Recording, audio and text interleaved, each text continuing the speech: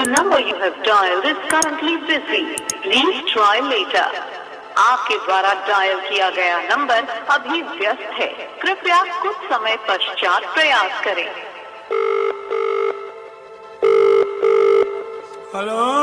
हाँ हेलो बाबू बोलो इधर खुशी रह बबुआ खुशी रह। एगो बात कहियो।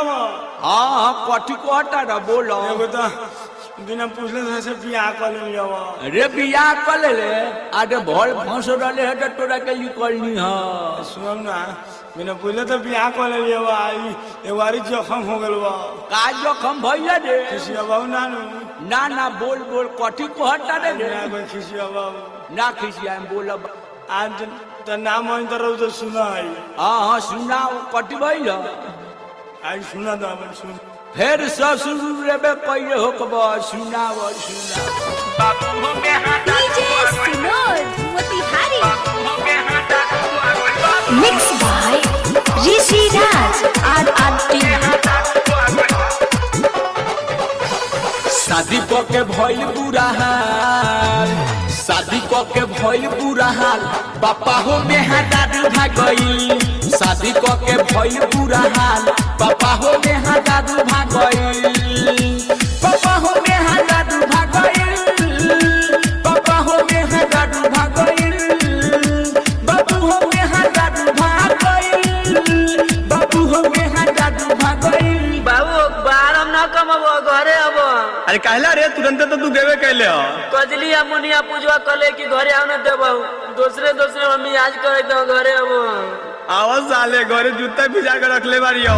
मिसनी ना गोदे गोदे गाल पापा हो में हाथ भागई। मिसनी ना गोदे गोदे गाल पापा हो हमर मौगी भागई। आवाज साले घरे जूता भिजा के रख ले बारी हो। डीजे सुनोद मोतिहारी आवाज साले घरे जूता भिजा के रख ले बारी हो। सुनो ना डेंजर सिंगार तो पहले रहे राती। ए बाबू ई बात मत सुना ना। हां हां जो तले ना रही अभी रहे खेत राती। ई बात जाई रहो। हां हां डेंजर सिंगार तो पहले रहे राती।